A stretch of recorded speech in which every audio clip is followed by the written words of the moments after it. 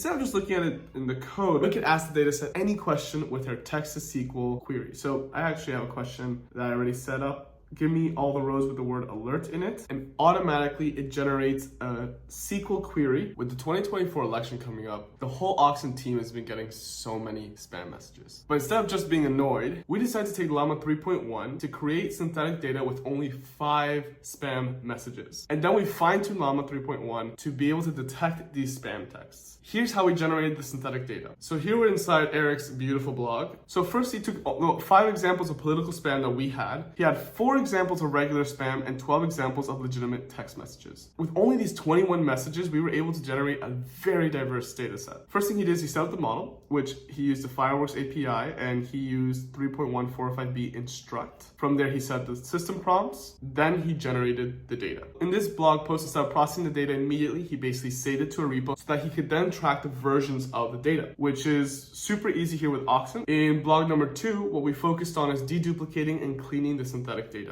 So first what he did is we actually viewed it. He then took a fine-tuned BERT model to get an idea of how biased the data actually was. What we found is that it was extremely right biased, but when he looked into the data, he saw that a lot of the center bias data was actually quite left-leaning or could be determined as left-leaning, so he left it in. From there, he used a sentence transformer library to load I believe a 400 million parameters version of Stella, and he calculated the embeddings for all the text. From there, we have a data frame with similarity scores, and we just loop through all the similarity scores to find pairs that are highly similar. Using a similarity threshold of 0.9, we dropped one of the 2, and we saw how many we have left. So now we see we lost about 20% of the messages, but this is still quite great. We have 406 diverse messages generated from only 5 synthetic texts, which is quite crazy if you think about it. And the same thing went for the other 2 categories, spam and regular text. Next, he took a quick look at the data himself, and they look pretty good and spammy.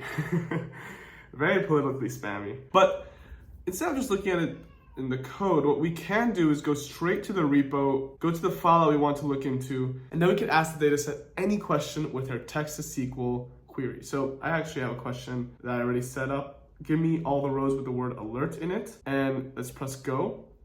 And automatically it generates a SQL query, which is asking the data with, which you can edit right here if you don't like the query, if you want to change something about it. But if we go into the actual data set, now we see all the rows with the column messages containing the word alert. And we can click into the cell. And if we don't like one of the cells, we can easily just click edit and edit the data frame straight from the UI. So here I press edit. Let's say instead of breaking in all caps, I want to have lower caps breaking, which makes it a lot less dramatic, but just for this video.